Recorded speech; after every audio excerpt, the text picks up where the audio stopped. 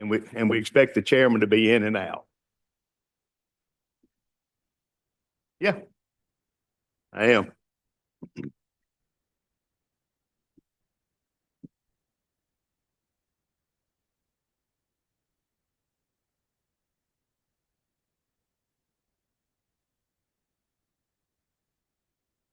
Emails.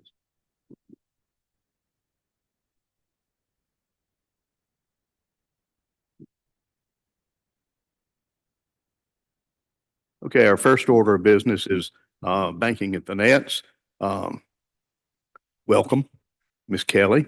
Would you like to introduce the other two members with you for our senators that may not know? Absolutely. My name is Rashonda Kelly. I'm the Commissioner for the Department of Banking. With me today, I have Jennifer Head, our Director of Finance and Administration, and Sam Hubbard, our Deputy Commissioner. Jennifer is going to talk more about in the weeds budget request, and Sam will give some highlights of the industry, but I'll go ahead and get started if that's okay with the committee. That'll be great. Thank you. Recognized. Okay, thanks. So today I would like to share current operations. I would like to give you an update on the current fiscal year 25 budget, and I would like to talk a little bit about our 2026 budget request. But please consider this your opportunity to ask us questions about current operations and our request. We do have some reference documents that we provided that I think will help in our discussion today. We have a snapshot trifold that's going to outline our regulated industries, reference our statutory authorities, outline how the agency is funded, and give a map highlighting Mississippi's chartered industries on the back of that. The second document is our at-a-glance document. It is going to detail our 2026 budget request. It's going to include a fiscal year 25 and 2026 budget comparisons by line item, summaries of each supervisory division, that will be the banking, consumer finance, and our mortgage divisions. And the third document is a full document. It's in the right pocket. It will outline our breakdown for our budget request. I'll talk about our current operations briefly. We license 9,000 non-bank financial service providers that represent 7,900 or so mortgage companies, branches, and individuals. Our consumer finance industries represent 10 industry types that total about 2,100 licensees. We also represent state chartered banks, our largest division, 54 state chartered banks and 1 state chartered credit union. Our volume as of year-end 2024 was about $151 billion. Mississippi does rank 14th in the nation for state chartered banking assets by state banking department. Right now, we're in the middle of renewals for our non-bank division that starts November 1st and rolls through the end of January. Right now, we've renewed approximately 7,700 licensees to operate in Mississippi. We are the primary regulator for non-bank industries, and we are the primary regulator for banks in Mississippi. So moving on to administration. Administratively, we've come to this committee and we've talked about what we need to do. We've worked hard for the past 18 months to strengthen our processes, our practices, and our standards, and to ensure efficiency and transparency in our operations. We've worked to increase accountability and transparency with our stakeholders and communication, everything above. We operate an executive strategic plan that is our roadmap in making sure that we're compliant both on the state side and on the supervision side. Our headwinds haven't changed much from our last meeting. Staffing continues to be our challenge. It has been for the past 5 years more so. We made a commitment last year in this committee to use all of our positions. We did that by tracking the vacancies, interviews, and our offers, and making our directors more accountable for the positions they fill and the positions that they lose. When I talked to you last year, we were at 94% vacancy utilization. So we've used 94% of our positions as of last year. My goal was to get to 100% utilization of all of our PNs. We got to 99% in June. And then we had a runoff of 6 or so people in July. So right now we're sitting at about the same position we were last year. But we did get 5 additional positions last year, last budget cycle. In the past 2 months, we've onboarded 3 examiners. We lost an examiner last week. I had a meeting with the division director today, and we have 3 positions lined up to make offers for recent graduates in December and graduates approaching May graduation. So we'll offer letters of intent, and we will likely offer a job offer for one of these candidates. In addition to attracting staff, retaining staff has been a challenge. We're using SEC squared to the best of our abilities. We gave a 2% increase in line with SPB's recommendation last year. Management did not receive this increase, but field staff and support staff did. I think that did aid in our retention. Our 2025 budget snapshot. Right now, we're operating with a $12.779 million budget, $12.8 million budget. We got 5 positions last year. We got salary increases for current staff and one-time money related to additional lease space, which Jennifer is going to talk more about. This 2026 budget request, there is an $84,000 increase that we are requesting, $12.883 or $12.9 million request for fiscal year 26. This is less than a 1% increase, 0.65% increase.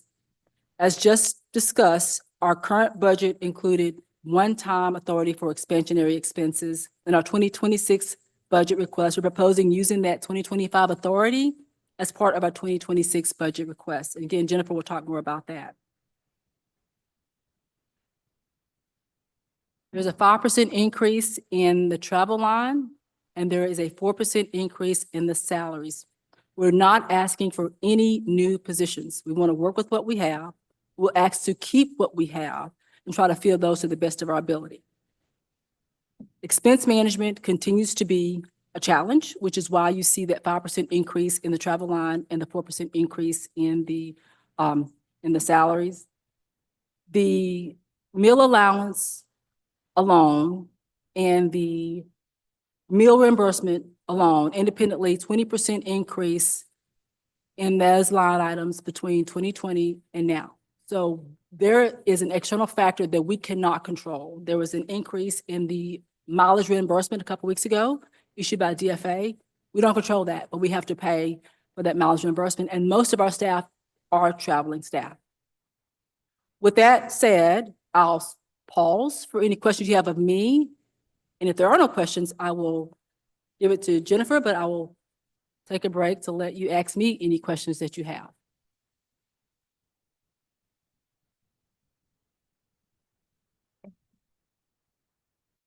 Ron.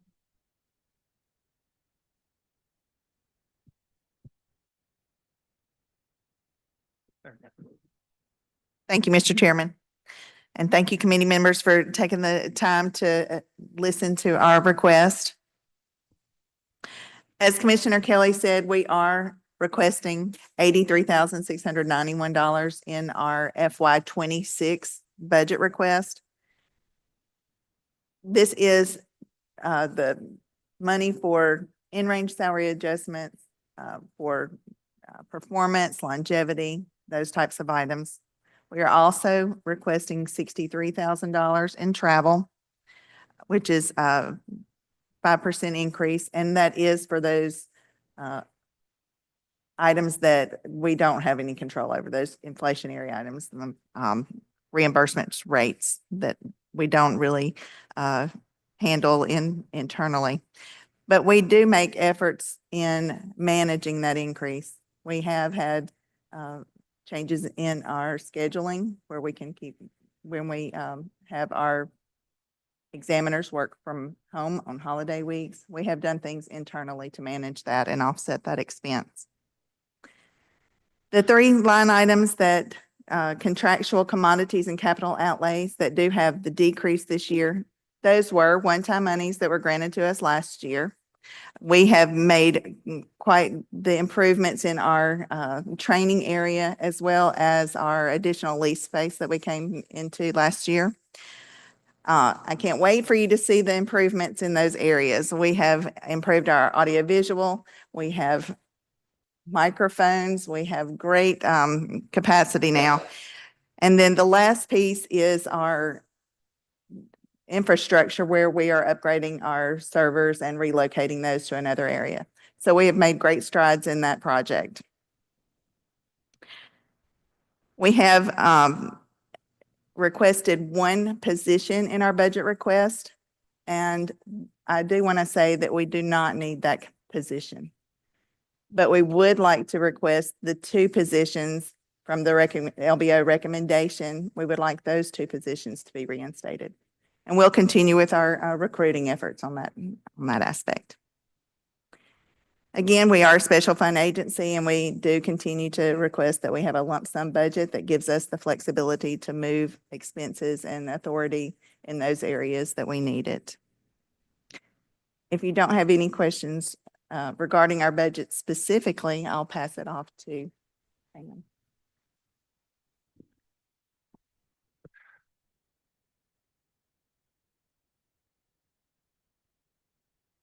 So quickly, and thank you. So one thing I want to do is talk about a little bit of the complexities. When Rashonda became commissioner and I became deputy, we learned a lot. And one of the first things we had Chairman Polk and Chairman Hobson kind of let us know after that first year. I remember we asked for certain things that we thought what we potentially could need, and maybe, what might have been more realistic. And it was an ugly year for us. It was, I remember one time on the phone with the chairman over there, he kind of let me know he wasn't happy that we didn't use a couple of our positions.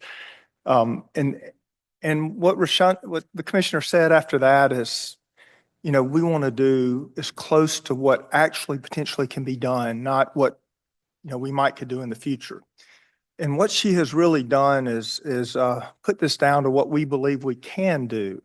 And part of our problem is the complexity of training. And what you see, the bank examiner takes 5 years to train.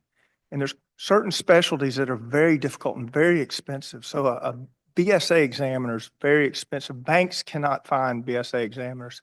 So it's very difficult for us. So what we're trying to do, while we're trying to hire more, mid-career, we're trying to train too, and it's a difficult. So finding that position, we need the positions to make sure that if that position comes along, that we do have it, and we surely have space for it and need for it. Same thing with trust. Same thing with IT. Those are very difficult. Bank examiners are even more difficult through the years because, we fought certain things that I think a lot of agencies fight. Our counterparts at the FDIC and the Fed pay a good bit more money. I think they start an examiner out at $68,000 here in Jackson, Mississippi. They're not worth that. I'm not saying that they're worth that, and I'm not saying that you should pay our guys that much out of training, but it's a difficult thing that we work with. We also work with, they'll hire our people away, and they also have had, which the new president might have a different idea of this, but they've had a lot of work from home, which we fight with a good bit. However, what we have seen is, we still have a really good staff, and we're really proud of that. And we've hired, we're continually hiring now. We're continually working to get the best people we can.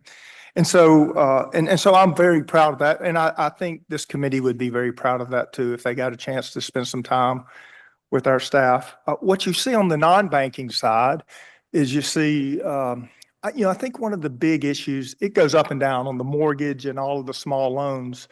But really, I think money transmitters, and that's something we're kind of working on this year too. Money transmission is it includes anything from Bitcoin type of transactions to Venmo and such like that. And all these are growing greatly. So where that is in the future and what the regulatory world looks for that is not clear. But we want to make sure that we're prepared for that. And I think we have some legislations that we're working on this year. But down the road, that's probably going to be an expense to us. But we're not asking for that this year. I'm just letting you know kind of where we have. So really, that's what I have. And that I think what we have, if there's any questions for us, we're sure welcome to take them. Well, I'll start with a few questions. I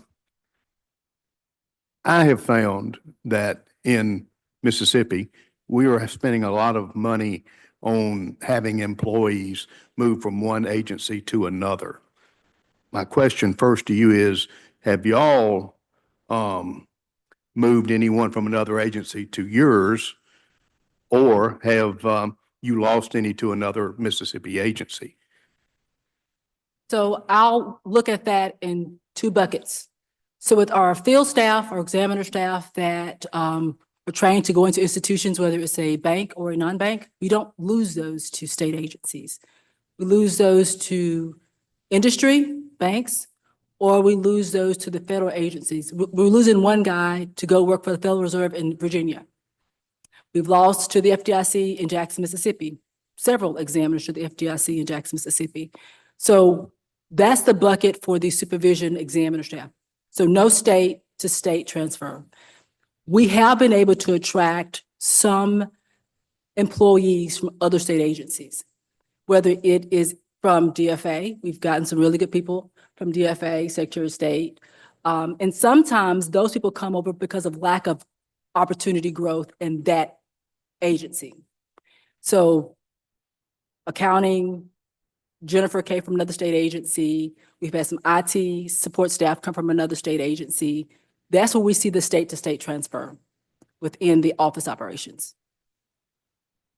Last year, one of the things that you requested was an increase because you thought you were going to have one bank go from federal to state, and the other was going to go above a 10 million, 10 billion, 5 billion? 10 What- billion. 10 Okay. billion, yeah. And that did not happen because they merged.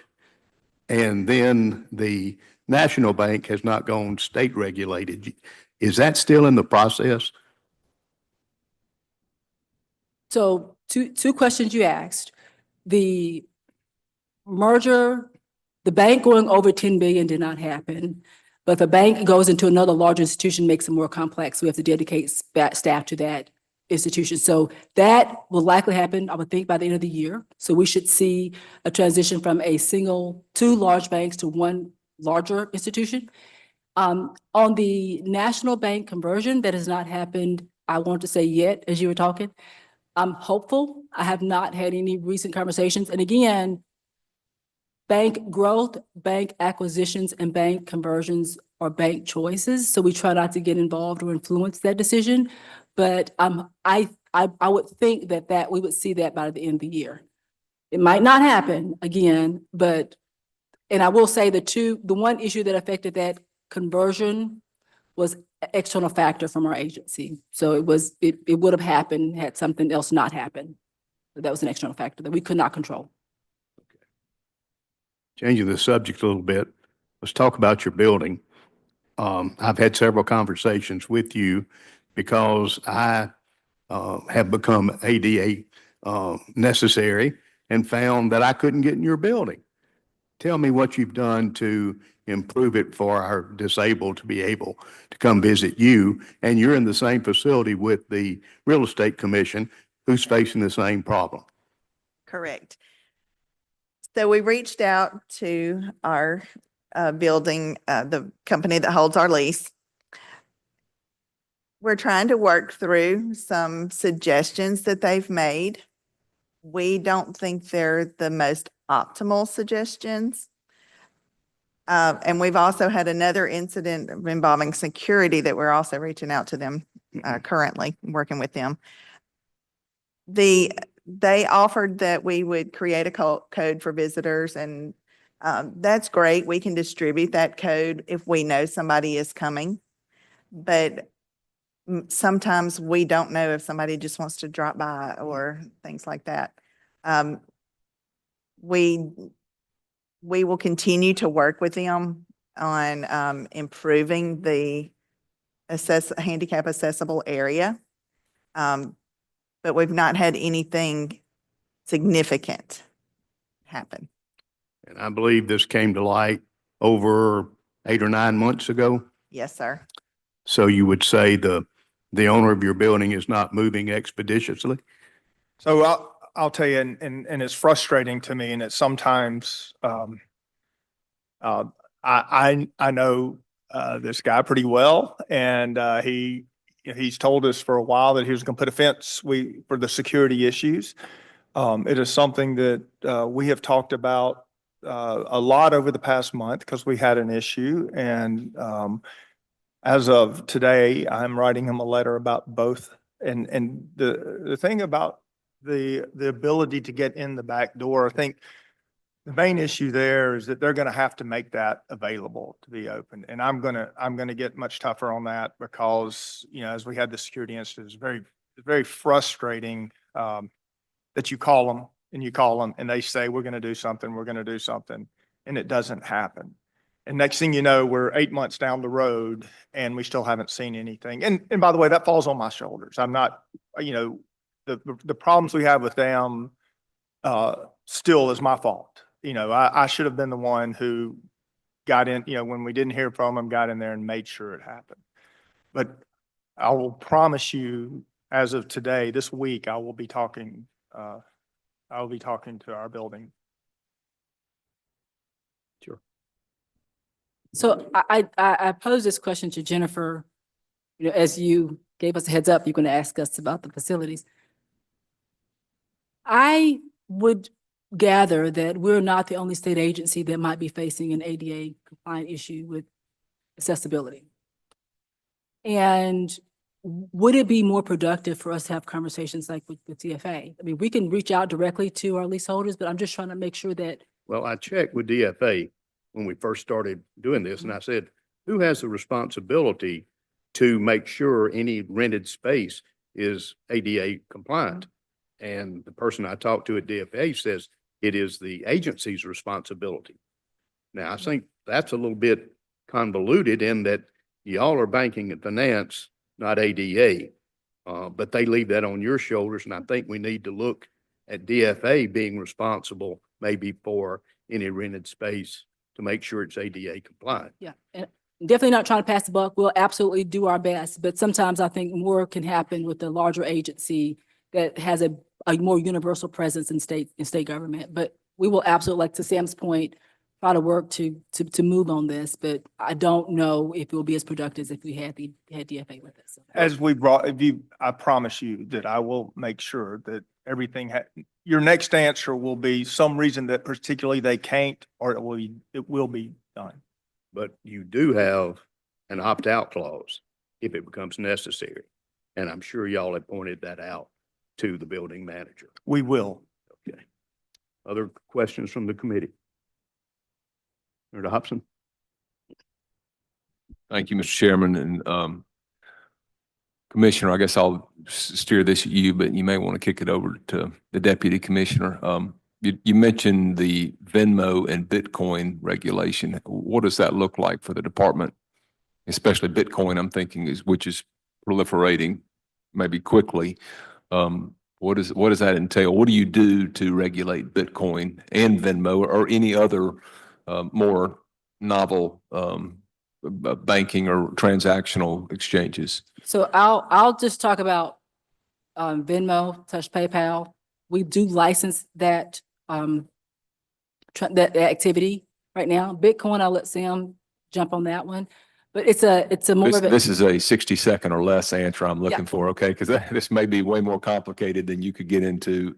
I mean, or you could get into it in more detail. Just give us a quick overview of what that entails. Thank you.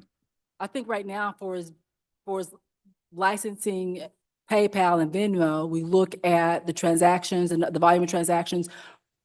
The problem, we have an MTMA, modernization bill now that dropped, I guess, today, that looks to enhance some of what we look at and how we look at it for our licensees. But I can't really speak in depth about that because our non-bank director is not here. I'll let Sam talk about the Bitcoin. Well, Chairman, I'm an old man and I'm not a big fan of the Bitcoin world.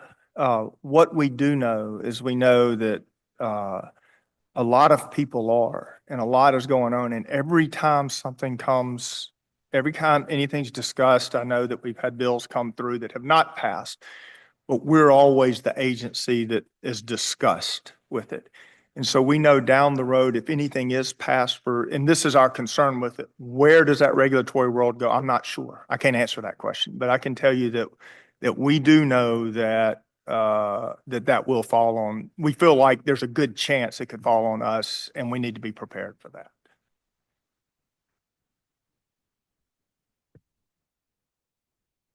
Any other questions?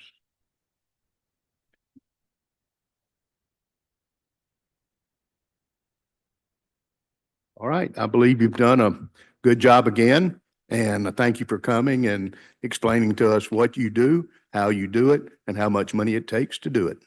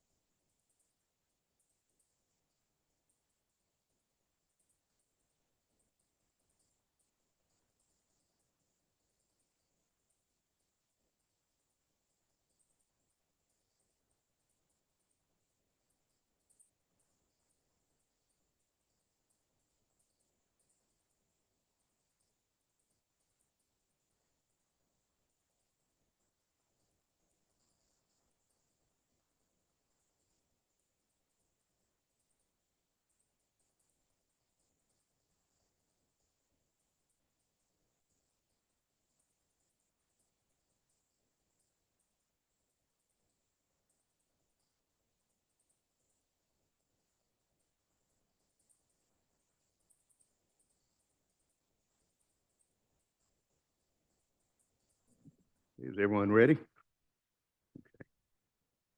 MDA, you can come here with a smile on your face today because of you've had some successes. Congratulations on that. Thank you, Mr. Chairman. And with that, I'll let you take over. Thank you, Mr. Chairman, members of the committee. Mr. Chairman, it's good to see you all this afternoon. With your permission, Mr. Chairman, I've got just a brief statement that kind of outlines and point you to some of our resources, and then I've got a whole team here that'll help you out. Let me introduce those folks, by the way. PJ Waldrop, who's our Deputy Director and Chief Operating Officer. Brian is our Finance Director. You know, Rochelle, our Tourism Director. Sarah Watson, our Business Incentives Director. Amber Stewart, who works with Brian in Finance and Accounting. And John Tingle, who's our Marketing Director, and he's just here to learn because we just brought him on board about a month ago. So he's checking it all out. So those folks will be glad to answer any questions I can't answer. Ladies and gentlemen, first, let me say what a privilege it is to serve as the Executive Director of MDA during a record-shattering time in Mississippi's economic history. Since I first came to MDA in September of 2020, I began a process of dramatic reform of the economic development components of the agency.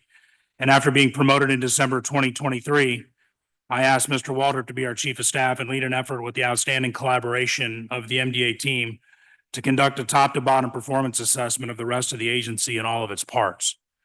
This included zero-based budgeting, elimination of programs and staff that were not directly connected to legislative mandates, reorganization and simplification of process flows, discovering opportunities for automation, reforming our HR processes to include the development of a new personnel policy manual that radically reformed business ethics and eliminated conflicts of interest, as well as full implementation of SEC squared, which has dramatically reduced turnover and eliminated inequities in pay between legacy employees and new hires.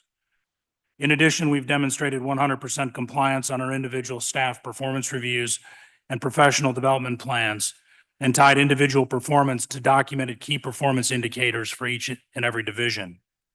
Members of this committee, consistent with Governor Reeves's vision, I have been an active advocate for limited government and supportive of the rapid downsizing of the agency from 270 pins in 2020 to 197 pins today, a drop of nearly 30%. And if you go to this big packet we handed out on the second and third slide, you can see the graphs that talk about the headcount and programs, and on the next page, our org chart. In addition to the operating costs, while we did this while at the same time managing against a flat top-line operating budget in a dramatically increasing operating cost environment. But in addition to operating costs, this body alone has increased the number of new programs we manage by 17%, as well as increased the size and amount of pass-throughs to nonprofits and other entities. This does not include the vast amount of new federal program growth that is happening while at the same time attempting to navigate 3 and probably more, hopefully soon, major economic impact programs, along with record project wins and related state investment. And while in some cases we have the funds to pay for folks, we lack the pins now to do so. Without a serious reduction in program responsibilities, which I'm prepared to work closely with this body to achieve, we have cut too many people too fast. As a result, we're asking for a restoration of 28 pins and a budget increase of $3.1 million in 2026. And this one pager gives you sort of the top line numbers associated with that. I think it's important to take a minute to review our org chart, which is on the third page of the bigger handout.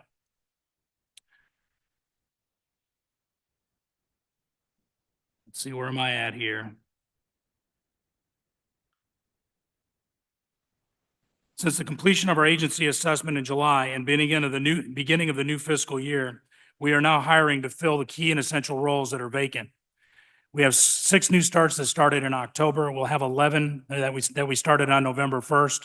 We had, I think, 6 or 7 start in December, and we'll be at 90% of our staffing allowance, certainly by the end of the year. As you can see from this chart, a huge component of our staffing is in the visitor centers. These are must-staff activities. So when you cut pins, we have to take the hit from something other than the tourism division, which already operates its mandate on a skeleton front office crew. This puts inordinate pressure on the rest of the agency, whereas I've already discussed, we've seen much growth. Most people don't realize that in addition to our core global recruiting and export divisions, which only accounts for 20 people, we have legislative mandates to support small and minority-owned business registration, training and agency tracking. We house the state's energy office, the state's film office, the state's welcome home and retirement office, in addition to all our back office operations. Acting as the state's investment and infrastructure bank, we are the core fiduciary engine for hundreds of millions of dollars and hundreds of contracts, grants, and other program funding done by just 29 people, most of whom spend time processing the paperwork in the office, but also spend a very significant amount of time out in the field, making sure that all the record-breaking investment that we are incentivizing is getting built and that the taxpayers' funds are properly spent. We need to fill in significant gaps in some of these areas across the agency and create succession planning in several areas to make sure we're no longer one deep. It would be a bonus to be able to offer some career matriculation to minimize turnover and program support gaps. But in the absence of these new pins, we're going to have some serious conversations about legislative reform to reduce the number of programs, divest or otherwise the reform the way we deliver our welcome center services, or find new ways to keep the pin counts low and productivity high. Office automation and productivity enhancements through technology and the use of AI to address routine tasks in this agency must be a priority in any event. I look forward to working with you in the legislature this year to continue the process of limiting the size and scope of government and to enhance its core functions to be as efficient as possible. This time I'd be happy to answer any questions. Senator Hobson. Thank you, Mr. Chairman. Director Cork, what's, you've got your 7 pins down on the snapshot right now. Are those in a particular area? Do you know, or are they just Spread across the agency. scattered? But you think you could fill 28 additional pins on top of what you're, you know, I know we have a lot of agencies come in and say we need a bunch of pins, but they have a hard time when it's that number. You know, if it was 2 or 5, 7, it's a little bit easier, but when you're trying to fill 28, that's difficult to do. Yeah, we did this year. I think our turnover this year, PJ, you got the numbers on it? Sure. Thank you, Mr. Chairman. We are currently holding 13 pins that are at our welcome centers because they are all undergoing renovations, both interior and exterior renovations. As you know, the Department of Transportation owns the physical buildings and MDA does the staffing. So while all of those facilities are undergoing renovations, we have 13 pins that are on hold. The remainder are either under recruitment or we had 4 recent resignations in January. But other than that, our current track puts us at 90% by the end of probably March. Okay. You mentioned in your talk that you needed to reform some legislation as it relates to, I think you mentioned either welcome centers or tourism. What do you, I think you said that. What do you mean by that? Yeah, so we've, Mr. Chairman, we have a number of programs that we have compliance requirements for, that we have staffing for, but which are underutilized or shallow funded. So some of these programs are duplicative. For example, we have a number of infrastructure related programs that all could fund the same things, or we've got specialty programs for ports or airports or forestry. But then we've also got economic development highway funds and DIP funds, and all of those programs duplicate each other. Okay. And all require this, Some significant legislative changes. Okay. Yeah, so I think simplifying the overall framework of how we support and fund infrastructure to make those programs fewer and easier to address and more transparent, I think would be a big Sure. step in the right direction. All right. Well, if you would get with the subcommittee chair, Senator Polk, and me too, but certainly with him first, if you can spell those out, put them on paper, what you're talking about, it'd be easier for us to, and even if we don't have legislation, hopefully we've got bills available to be able to do that. But if we don't, we can, I think we could probably fund what's needed for this year and then not fund anything that's going to be duplicative and come back and change it. If it's statutory, we can come back and change it next year. Hopefully we've got enough vehicles alive this year. If we need to make some changes, we can get that done. So our budget requests, and especially on the backside of this, you'll see our refill requests for incentives. Those are the things that we'd like you to focus on. Anything that's not on that list is not of interest to us. Okay. All right. And You got also, some, I know you got pass-throughs and we realize that. and those are growing as well. And one of the Yeah. challenges we have with pass-throughs, Mr. Chairman, I'd like to get on the record here, is that when we get an appropriation, it basically just lists the name of the nonprofit or private sector entity and a dollar amount. And then it's up to me to figure out whether I'm going to go to jail by spending that money. I think what we really need to have on these pass-throughs is some sort of future legislation, maybe not this year, but in the future, where we have a program fund for pass-throughs that writes the rules for who can receive a pass-through and what kind of compliance we need. For example, do we need those agencies to be able to have an audited set of financial statements? Do these program funds require a match? All of these things are things that are not spelled out when you just do a direct line item appropriation. And what we wind up doing is handing millions of dollars away to nonprofit organizations with no rules attached to them. So I'd like to see some reforms along the line. If we're going to continue to do this, to maybe have a pass-through fund for these nonprofits that have rules spelled out that give me guidance as to what these groups may have to do in order to comply with receiving those funds. Access to their books, access to their board meetings, understanding, what the scope of work would be for those funds. None of that comes with a pass-through. And so I'd really like us to see that tighten up a little bit so we get better accountability. And I'm not guessing as to what you all want.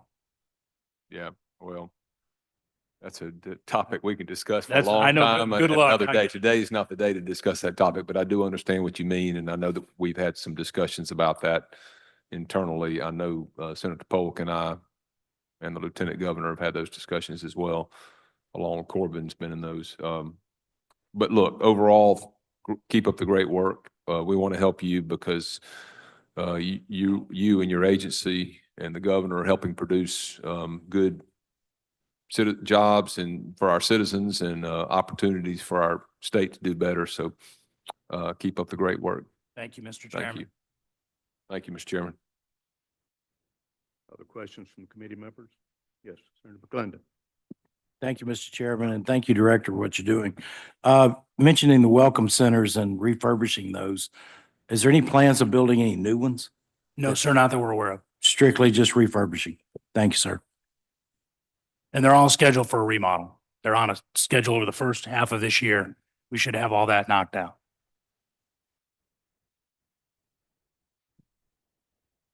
On your request, we have 175,000 for training, I believe. That's correct.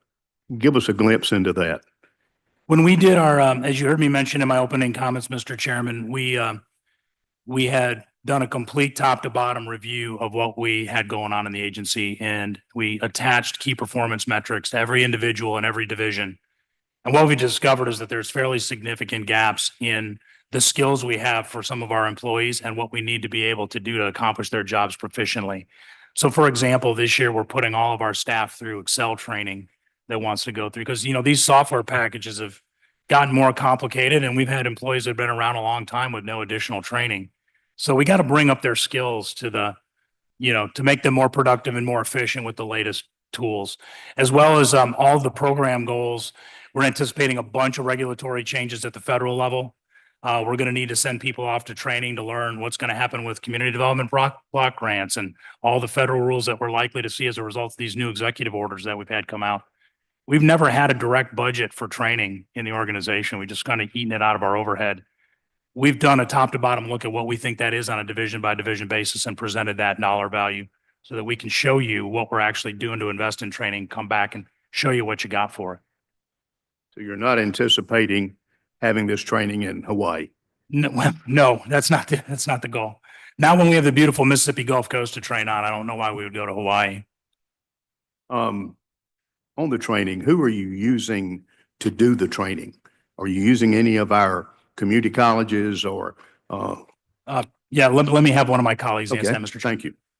I'll turn over shortly to Brian to give a little bit more specifics, but one thing that is probably worth noting is that when we looked at previous executive decisions about training, a lot of it focused on the project managers, and for good reason. The project managers are the ones that are the bread and butter of MDA that are bringing in industrial development projects. But not as much time was spent on upskilling most of the rest of the agency. So a lot of this money that we're asking for is to make sure that, for instance, Brian's people with accounting and finance have more opportunities to get their skills development. So is it anything you want to add to that, Brian? Chairman, to answer your question more specifically on the using local colleges, I was in a training yesterday at Holmes Community College for Excel. So we are using Holmes for that right now, their workforce development component there. So we are using that.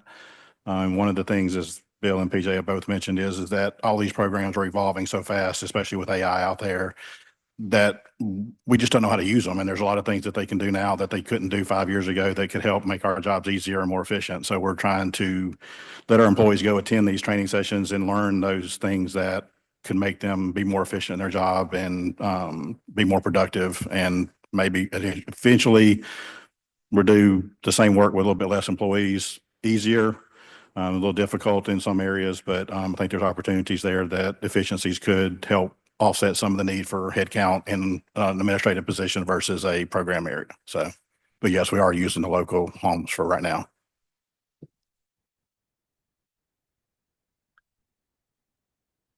It's not a lot of money to our state.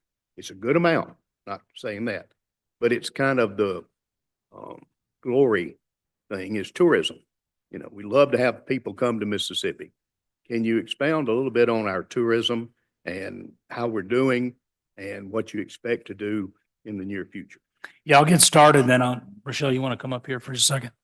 We had a record tourism year, and tourism is the fourth largest contributor to our GDP in the state. So it's nothing to sneeze at. It's an enormously important part of what we do. And and our numbers just came out, 43 million visitors last year and billions of dollars in spend.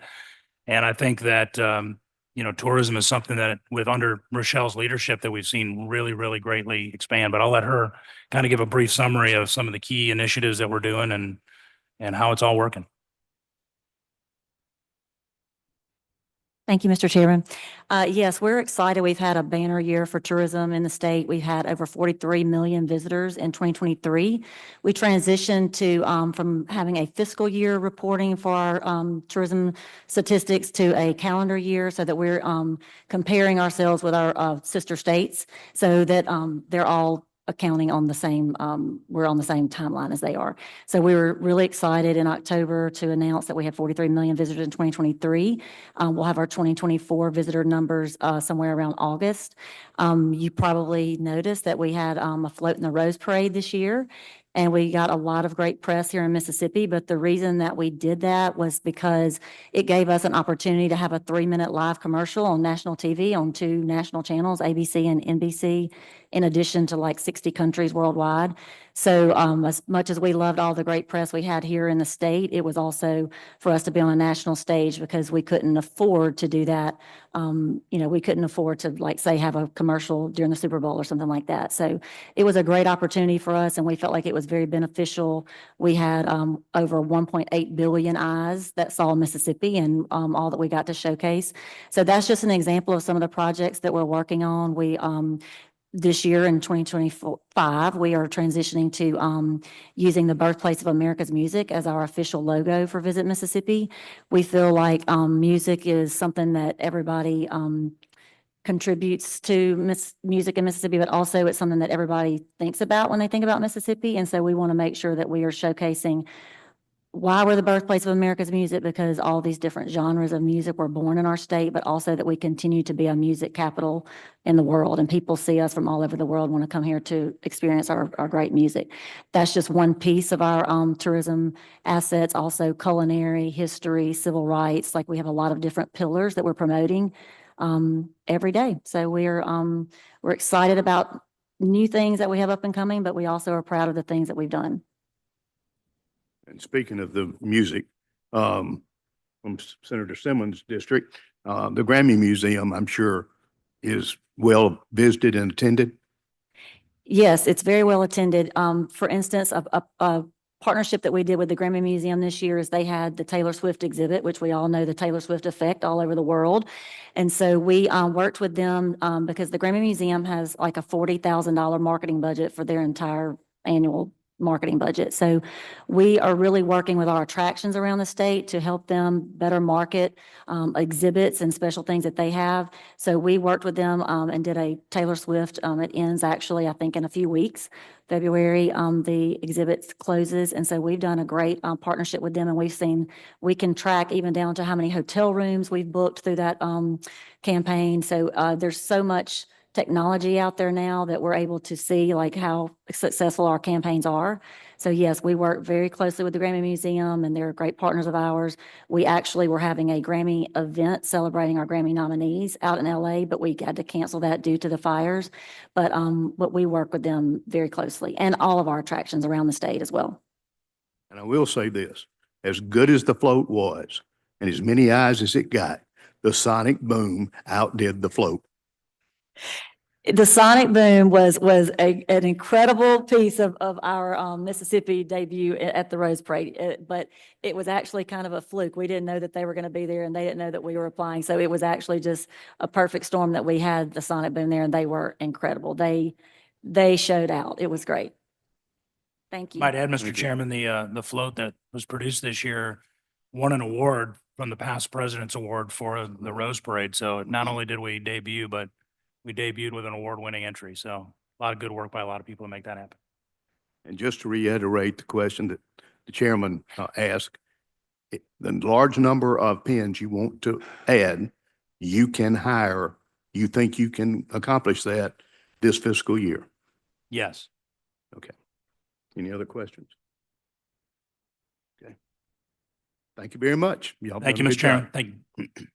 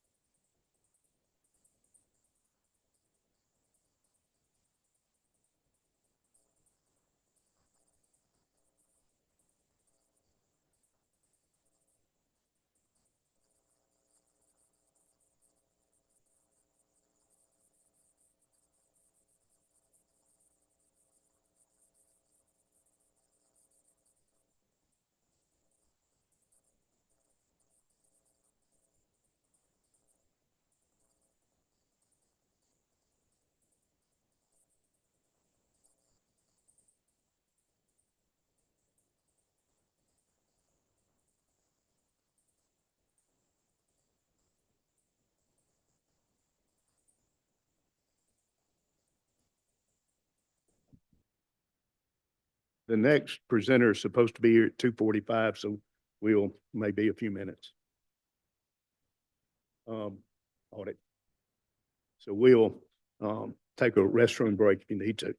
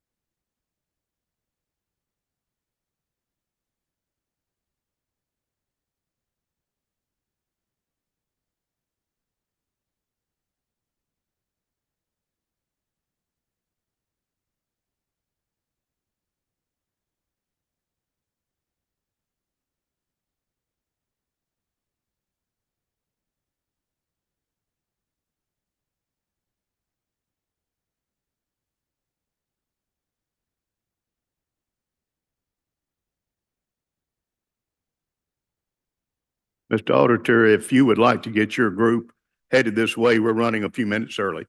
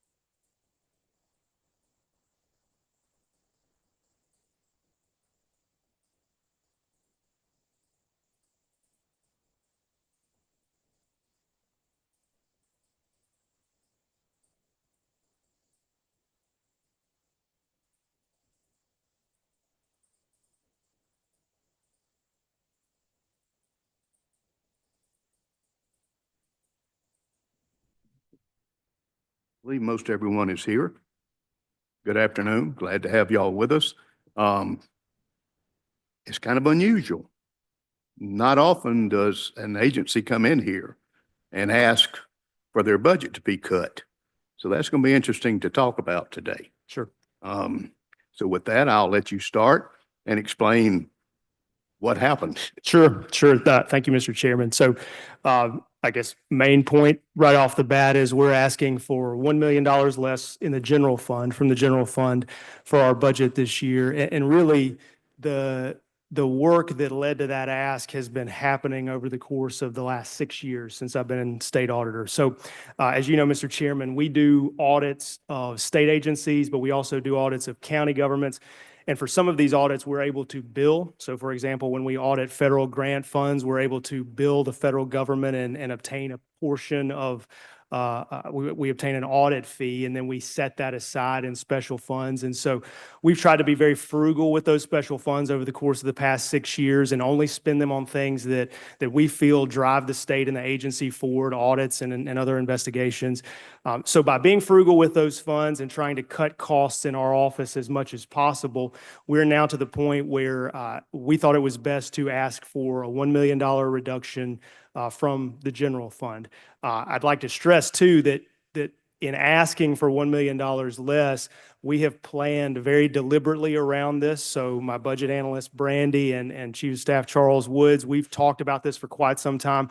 This is not going to result in any sort of reduction in our capabilities as an agency. We don't have to fire any auditors. We don't have to stop doing any audits or investigations. This is just an example of us trying to do what we really call on other state agencies to do every single day, which is to be frugal with taxpayer dollars, state taxpayer dollars, and when possible, operate like a family, save for the future. And if you get extra, then it's your duty as an executive in a state agency to try to give that money back to taxpayers. So that's really the basis for the $1 million reduction that we're asking for. You'll see in here that we also asked for a 9-pen reduction, but really that is just reflective of Elbow's recommendation. So really I guess the most important nugget there off the top is a reduction in the general fund. We would really ask that the rest of our budget stay the same. same. We continue to be able to escalate special funds, and we believe in the agency that we've proven to be good stewards of taxpayer funds.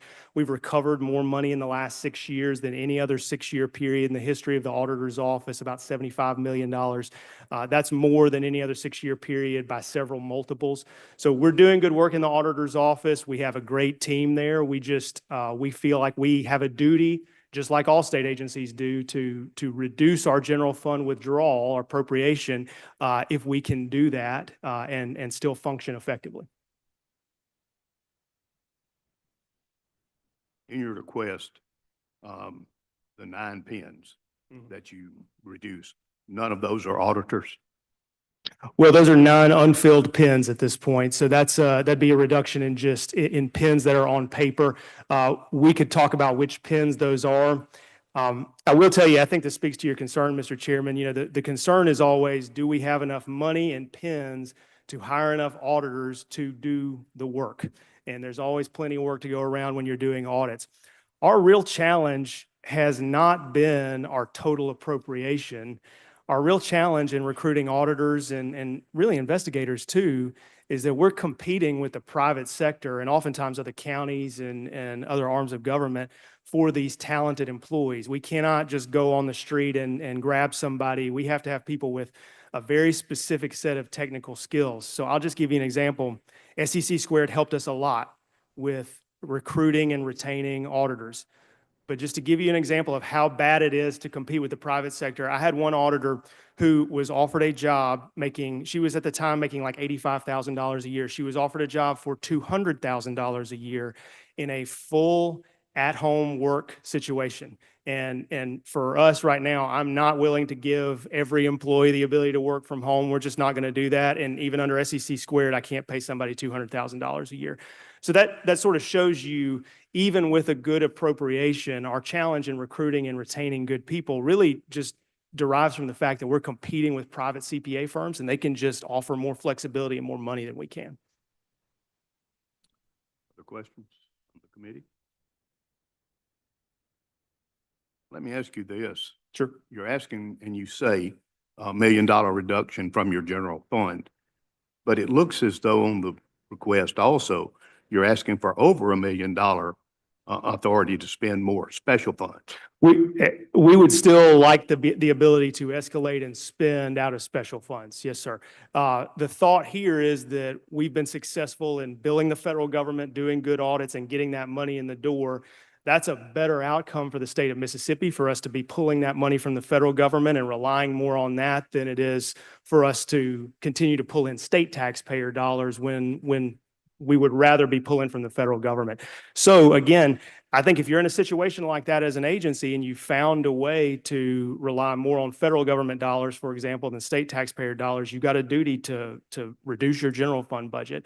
I don't think that state agency heads, and we've made this point about other state agencies, should walk in and just say, all right, well, last year we got 9 million, let's try to get 9.2 this year. You should be thinking critically, more critically than that, about your operations, where you can get money from that's outside of the general fund. And so that's what we're trying to do. So where does your special fund income come from? So we get special fund. Besides federal. Right. We get special fund dollars as well from county governments. So we do county government audits. We do about 25 a year or so, depending on our staff level and how easy those audits are.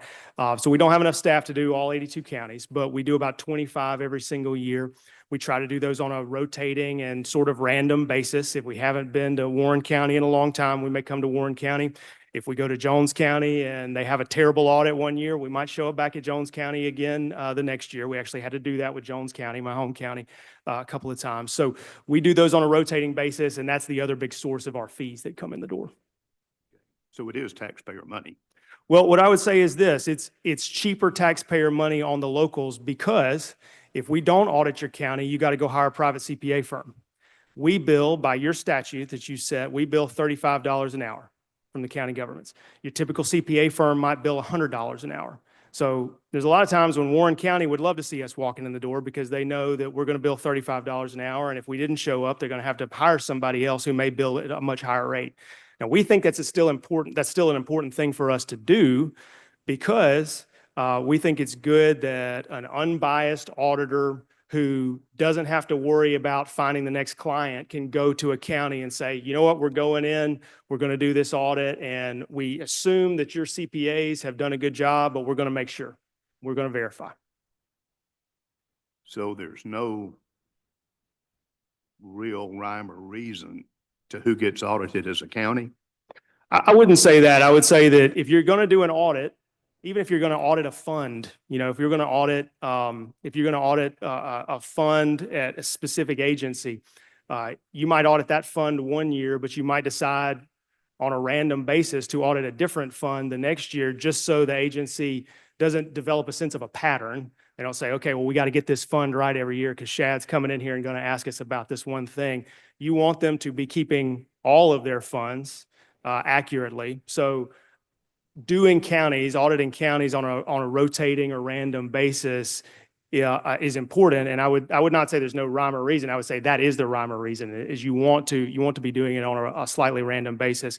Two, if a county is continually having serious findings, you don't want to audit that county, find some bad stuff, and then walk away the next year and say, well, hopefully they'll get it right and we'll be back in 10 years. You want to make sure that county is addressing serious findings. And you say you do how many counties a year? 25 to 30, depending on the year. So less than half Correct. of the counties in Mississippi, you don't audit each year. Correct. Those remaining counties have to go and get a private CPA firm to do their audit. If they don't do that, they're not likely to be eligible for federal grants. If they don't do that, they're not likely to be able to float a bond, borrow money. So there are consequences for them if they choose to not do that.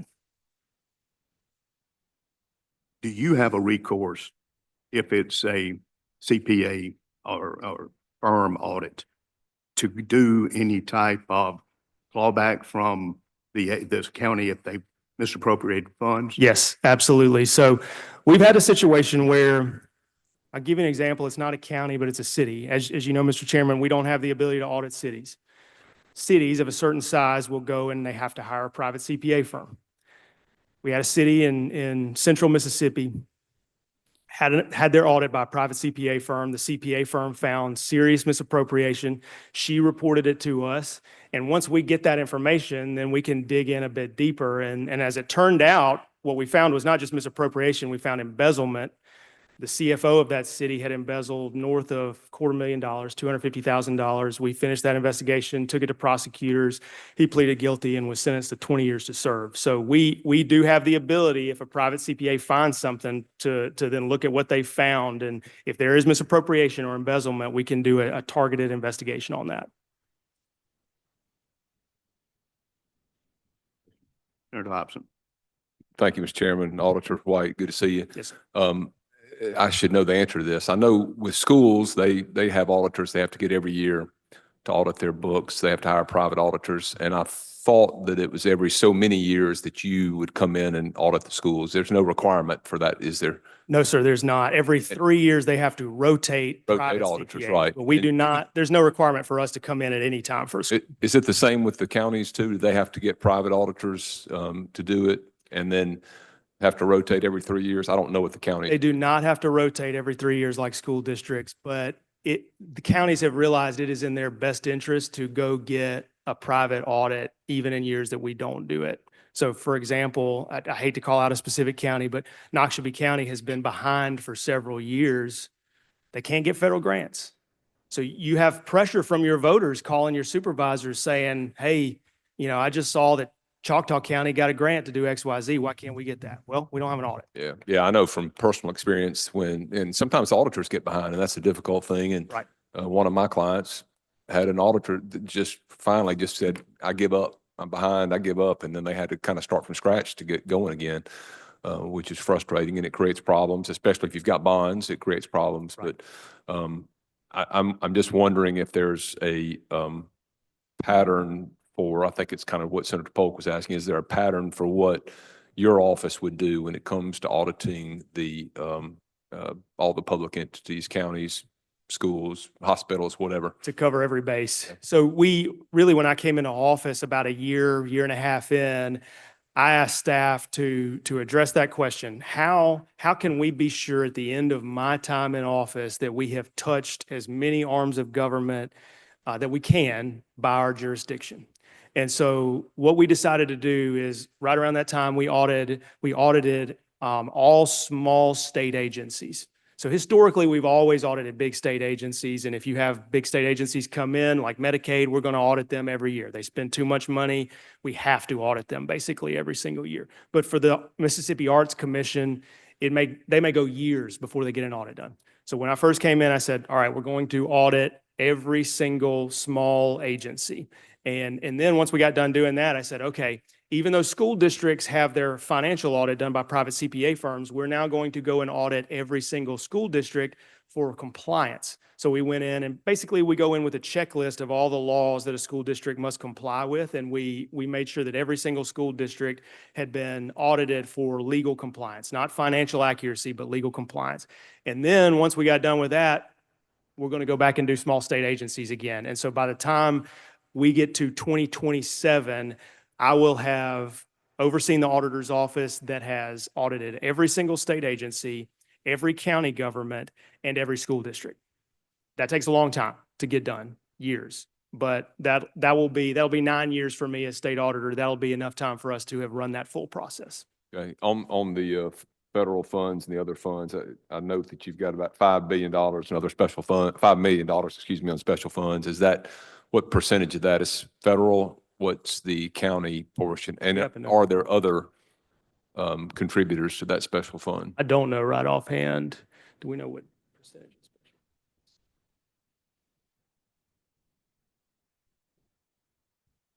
We can get that answer to you, Okay. Mr. Chairman. We Yeah. don't know right offhand, but we can get Just that. trying to get a feel. I think Senator Polk was on that issue, and I didn't know how that broke down. If it was I can tell you that I didn't know about the federal that much. I just thought it was from audits that you did from the counties. I didn't know there were federal funds for that. Is it because some collaboration that the audits that you use are also used by the feds, or? correct. Okay. Correct. So under the Single Audit Act, which is an audit that an act of Congress, which says every state auditor has to go in and audit a certain portion of the federal dollars that flow through your state. They pass this act, but of course, if they don't give us money to do it, it's an unfunded mandate, right? So when we go in and we audit federal grants, we draw down a portion of those dollars pursuant to the Single Audit Act, and that comes to the agency. The billing rate that we have for those audits is north of $90 an hour. So my guess is, we'll get you the exact breakdown, but my guess is that the overwhelming portion of our special fund dollars are going to be federal dollars because the billing rate is so high for that. And then one other follow-up on Senator Polk. I was looking that it is the 9 positions, but we don't know exactly which positions those are. So there could be some variance in the, I guess the snapshot was taken, and you're good with those 9 not being added back. Correct. All right, because I see the request does show that they're added back. And that's what threw me off, is it looks like LBR had you at 147 and the request was 156. Am I right about that? 147 employees with LBR and 156 requested? We revise that later. And so we can, Okay. Short answer is the 147 number is correct. Okay. All right. Sounds good. Thank you. Thank you, Mr. Chairman.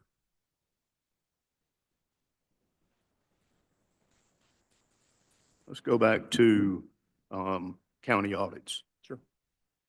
In fiscal year 2022, there was a audit it was done by a firm for Hinds County. And they found that the district attorney of the district, Jody Owens, had paid 11 full-time legal assistants 4,560 COVID supplements, or 1,560 more than the 3,000 permitted by statute. The firm recommended that they get that money back. The Board of Supervisors demanded it. It did not happen. Did you ever send a letter of demand for that?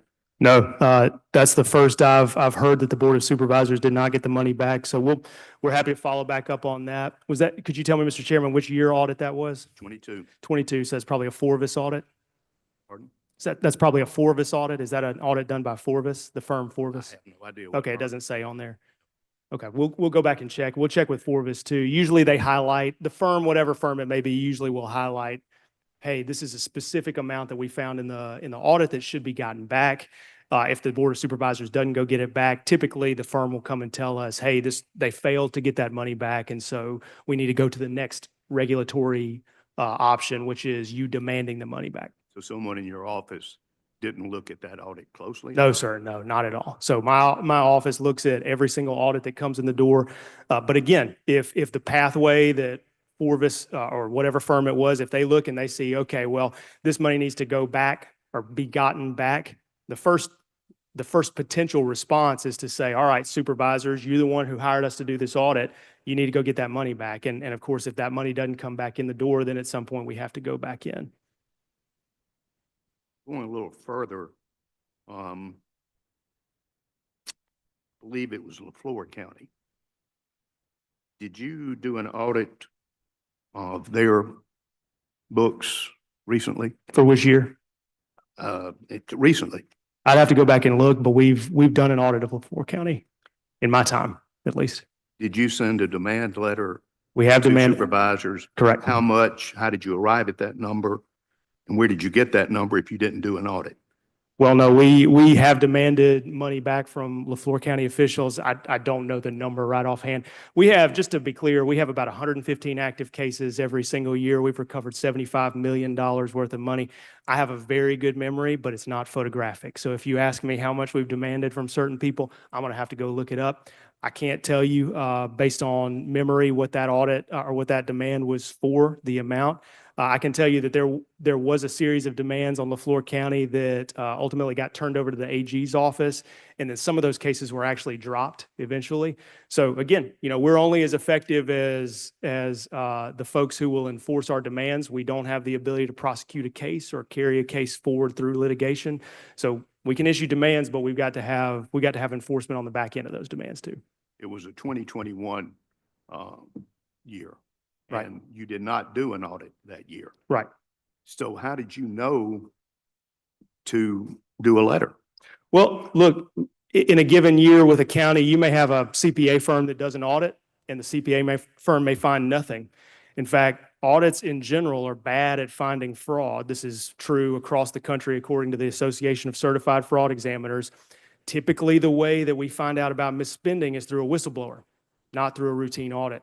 So in a given year, you could have a pretty clean audit of a county, but if a whistleblower picks up the phone and calls us and says, hey, I know something's going on with this specific expenditure or this specific supervisor, we will then do an investigation completely separate from that audit, and we'll issue a demand or make an arrest if a prosecutor chooses to file charges. Your investigative fees when you do something like Mhm. this. How do you arrive at that number?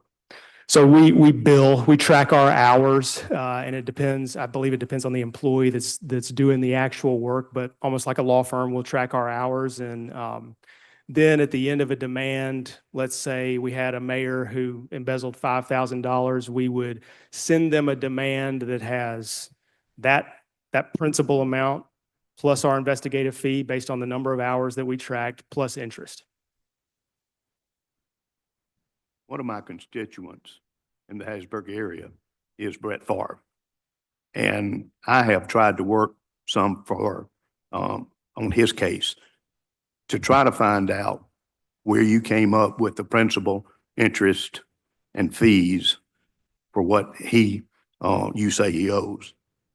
I've had several numbers people look at the court record and look at what you're saying he owes, and nobody can make it come to your number.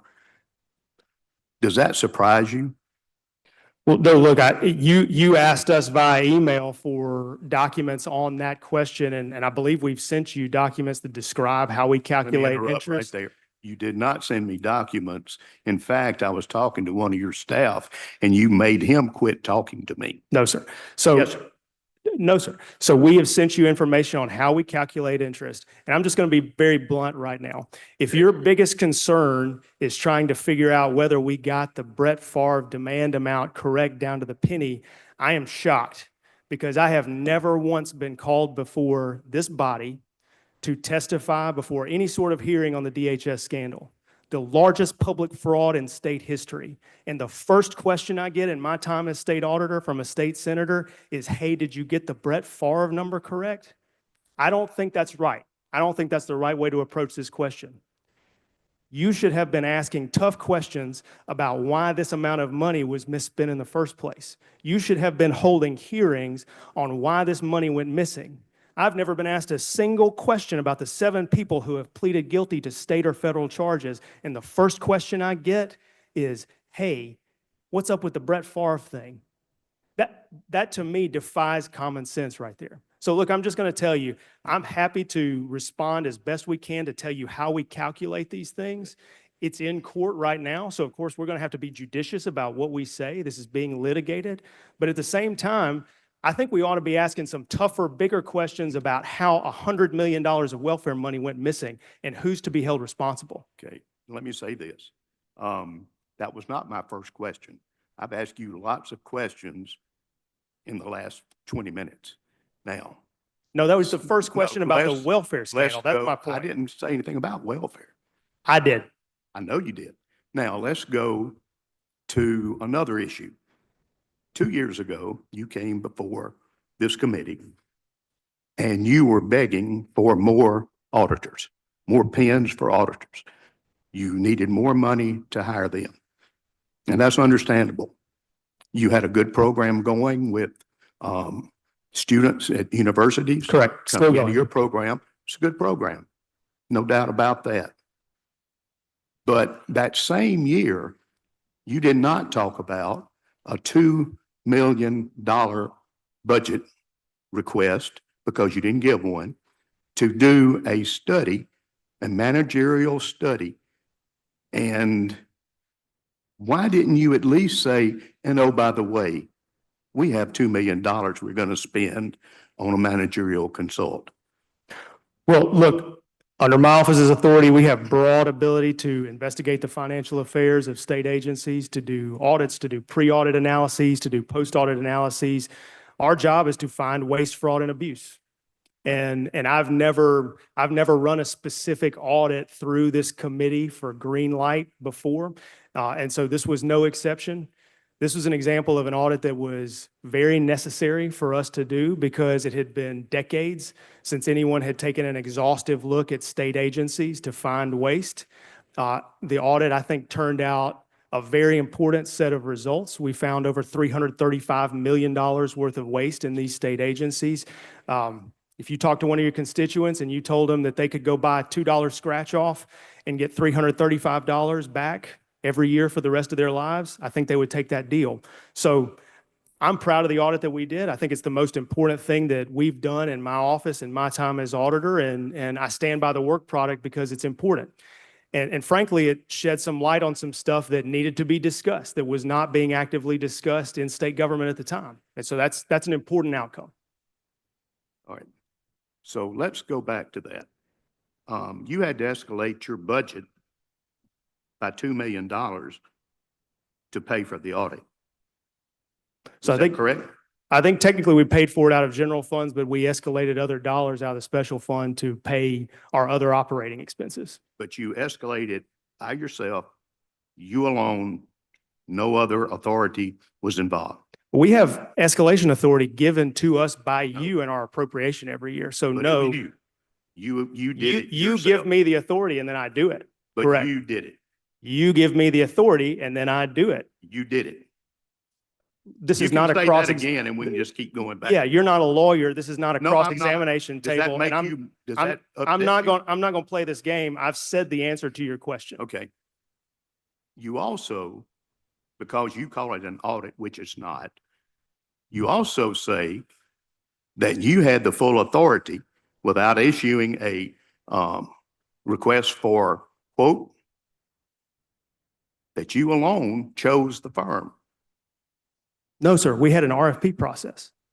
No, you did not. You are a liar. You are making this up right now. We had an RFP process. You are not going to sit here and lie about the state agency. Sir, why would DFA tell me that you did not do one? We That conducted it an was- RFP process. We accepted bids from firms. We had Are a you saying the scoring team. people at DFA lied to me? No, I'm saying that we ran an You're RFP saying I'm process. lying. Yeah, if you're saying we didn't have an RFP process, I'm you are saying that making it up. DFA's information told Do me you want to see the scoring sheets? that you did not. I'd You- love to see the score sheets. Send it to him. We'll send you the Because- scoring sheets. And look, we picked How the many firms responded to the Five. RFP? 5. Who were they? I'll have to get the answer for you. I mean, I did not memorize the submissions from 2 years ago. But the name of the firm you chose is Boston Consulting Group. Yep, The word consulting is in their name. correct. Why do you keep calling this an audit when the Attorney General also has opined that it was not an audit, it was a managerial study, as Auditor Patterson had done back, I think it was in the 90s. Why did you use subterfuge to call it something that it You're was not going to say I use subterfuge. We did an open RFP process. We selected a firm that was talented at this specific line of work. They do this all over the country. And look, audits are designed to look for fraud, waste, and abuse. This was an audit that looked for waste, period. And if you think that this is the first time that this has happened in the history of the state auditor's office, I can point you to this list right here, which is a list of 400 other studies that have been done over the course of the last 30 years by state auditors looking for things other than financial compliance and other than legal compliance. They're looking for operational effectiveness and waste. 400 other studies. And now all of a sudden, because we do a big one of these, we do a big study looking for waste, the first question that I get from you is, hey, can you do this?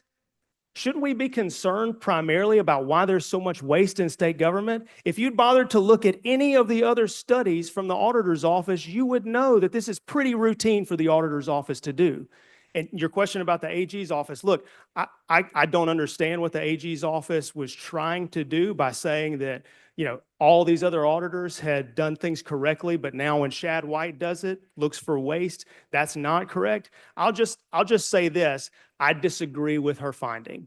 I disagree with her opinion. It's not the first time I've disagreed with her. She sued me last year to try to stop me from getting money back in the welfare fraud case. I won that court case. Not the first time I've been right in a situation like this. So look, you guys can do whatever you want to do. You can say whatever you want to say about the legal authority of the state auditor's office, but I have my own attorneys. I have decades of precedent to look at waste, and we did what we're supposed to do, which is to find waste in state government. Shouldn't the concern be around why this waste exists? Shouldn't we be having a conversation about how to cut the waste? Shouldn't we be having a conversation about why the state pays more money than the state of Florida to insure buildings? Instead, you get mad at me for finding waste. I've never seen anything like it. That's a good political point there, that you'll be It's able not a to have on political the point, it's 6 a p.m. news. substantive point. No. And I'm not on CNN right Would now. you I'm please defending let my me budget speak? and agency. Would you let me Finish, speak? sir. Thank you. When you chose the firm, Boston Consulting Group, did it dawn on you that they're one of the largest DEI? What are you laughing about? Nothing. Finish your question. I'm not interrupting. Okay. And that you chose them, although you are on our IHL every day about DEI. Does that seem a little bit incongruent? No, I don't think it does. And to be honest with you, I'd love it if they got rid of their DEI policies, but they were the most talented firm that came in with the best price. So if I have to choose between dealing with a firm who has some side policies that I don't like or paying for a more expensive, less talented firm, well, I'm going to go with the firm that unfortunately has some policies that I don't like. The firm, you have a list of audit firms that you keep up yearly. Correct.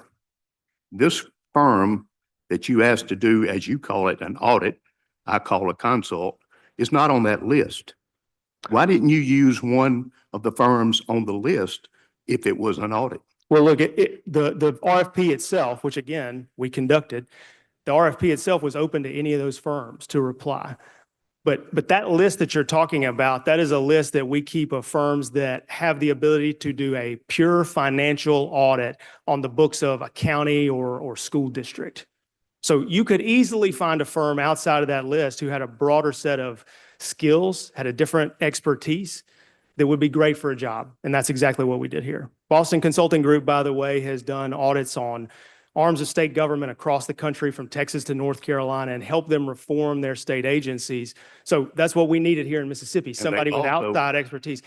Yes. You asked me to not interrupt you, so I'm asking you to not interrupt me as I'm finishing the question, finishing the Questions are answer. getting too long. I mean, your answers are getting too long. I'm trying to explain exactly what's happening with our agencies. We felt like it was important to bring in somebody outside of Mississippi, if a good firm applied, that could bring best practices from other states to us to say, hey, look, your Department of Finance and Administration, they could benefit from this best practice that's happening in South Carolina. We just finished an audit of South Carolina's DFA. Here's what they're doing differently. That's why we chose a firm like that. Next question. Did you know any of the principals or employees or anyone connected with Boston Consulting Group before they were employed? No, none on that team that applied. Did any of your family members? No. No. And by the Now, way, not on that team, in the company. in the company. And by the way, if you assert that, I'm going to sue you for defamation. I'm not My- asserting anything. I'm You- only you are. asking. and I'm You are. asking- Multiple people have asserted that my asking a wife works for question. Boston Consulting Group, which is not true, has never happened. I have not mentioned your wife. Yeah, and that's a really good just thing did. for you that you have not mentioned there. Don't assert that somebody in my family worked for that company. You have no evidence to even ask the question. I hate your answer of that you just gave because I did not mention a family member. You brought that up. Keep going. Next That's it. question. Anyone else? Yes, ma'am. You recognize? Thank you, Mr. Chairman. Thank you, Mr. White. I do have one question. What process did you have to go through to do the study? Say again. What process did you have to go through to do the study? To actually conduct the study? Yes. So what we did is once the firm was selected, BCG was selected, they came down here and for a series of weeks, they conducted multiple interviews with multiple state agencies. They would ask for meetings with upper leadership of state agencies. They would interview mid-level employees to see, okay, is there an idea in the state agency that hasn't been brought to bear, but some good employee has? They then did a financial analysis. So we pulled our team in and gathered documents for them. We also helped with the financial analysis to look at how these agencies are spending money, and then ultimately presented some preliminary findings verbally to these agencies in a meeting and said, hey, here's what we're seeing. Here's what we think you could do better. Where are we wrong? So they go through those series of meetings, and then eventually we produced a document that summarizes some of the things that these state agencies could be doing better to save money. Yes, ma'am. Any other committee questions?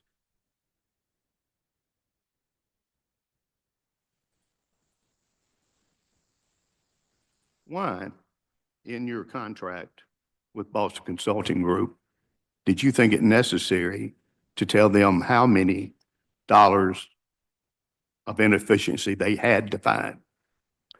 Well, look, this is pretty standard in those kinds of RFPs. What you want to do what? This was the contract.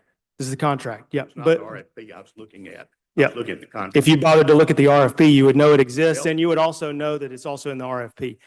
So if you look at standard sorts of contracts and RFPs like that, you'll know that generally you want to set a target for these kinds of firms because you don't want them walking in and saying, well, we found you $10 million of waste and that's it. What we did was we said, let's set a target and let's do it based on what we could estimate the waste would be if we had findings similar to other states. So for example, this happened after our audit, but Governor Sarah Huckabee Sanders just hired McKinsey to do a very similar audit that we did in Arkansas. They paid McKinsey some sum of funds. They set a target, I believe, for how much that they wanted to save. And then McKinsey comes in and they found about $300 million worth of waste. So again, you want to set a target based on the other similar kinds of studies that you would see around the country for states about Mississippi's size. And then hopefully, you know, the entity comes in, the firm comes in, and then they say, all right, you know, we found that amount, but we can find more than that if we dig into these particular places a little bit extra. We go a little bit deeper.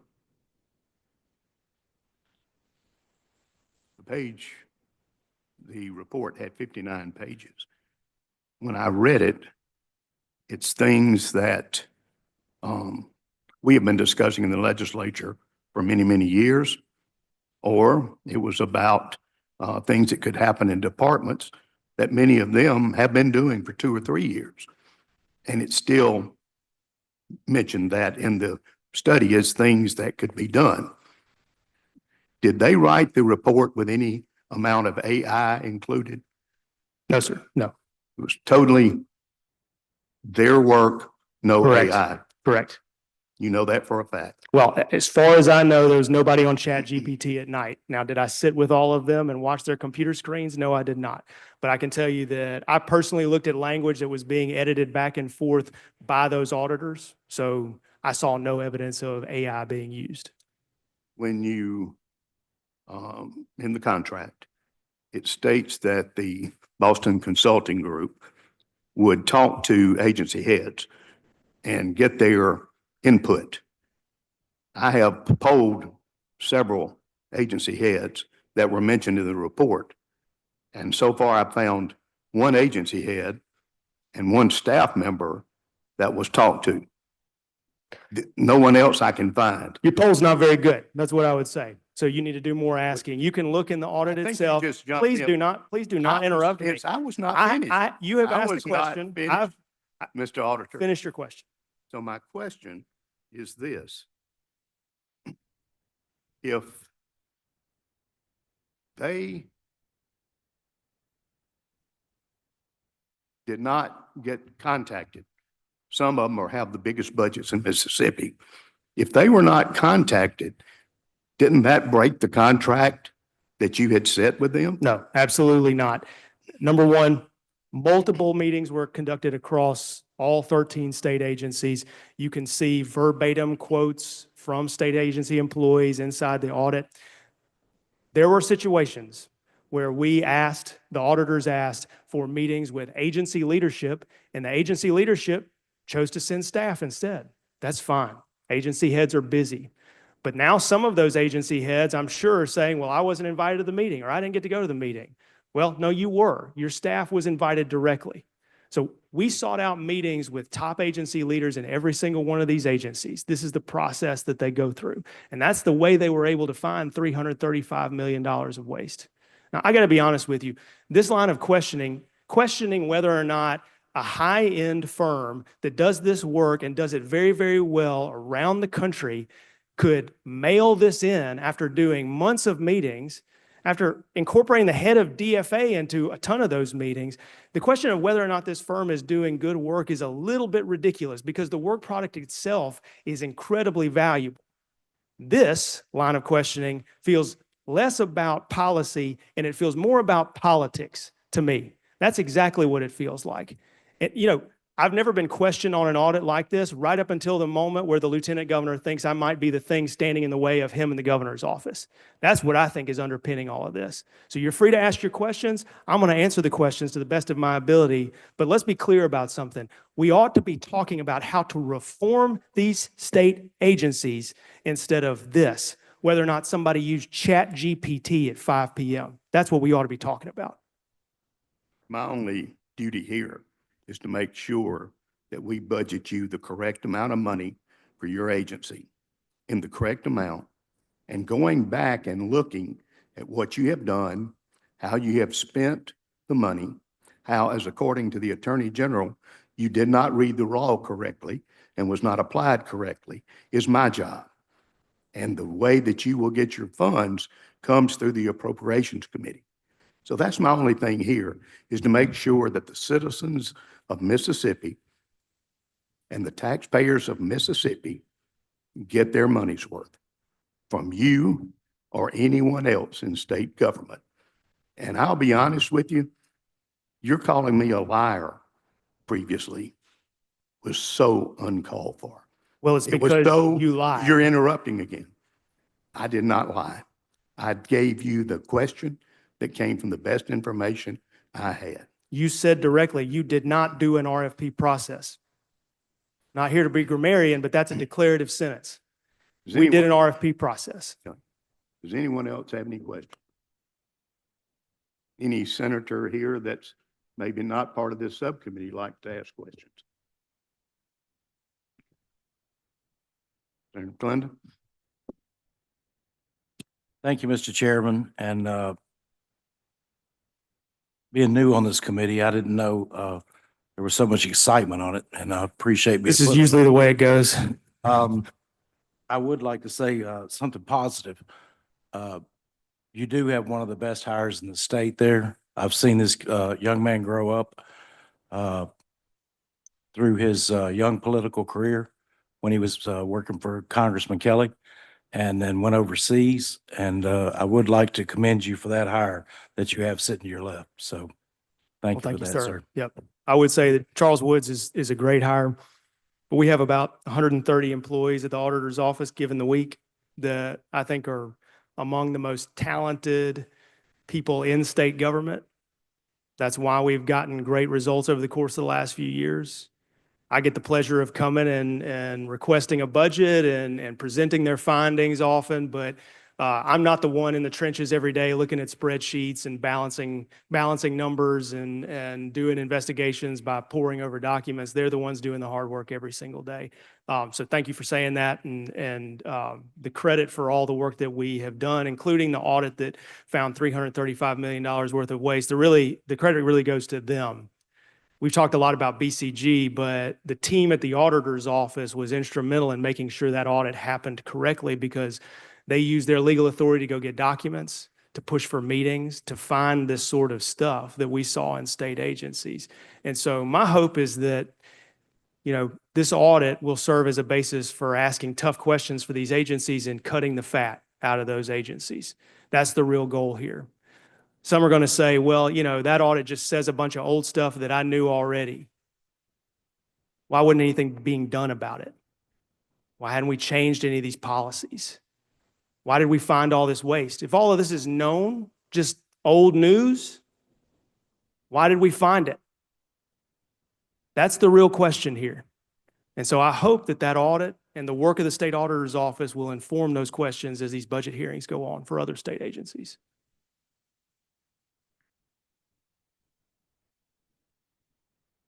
Thank you, Mr. Chairman. Not only am I not on this subcommittee, I'm not even on appropriations. I just came in to hear MDA make their presentation.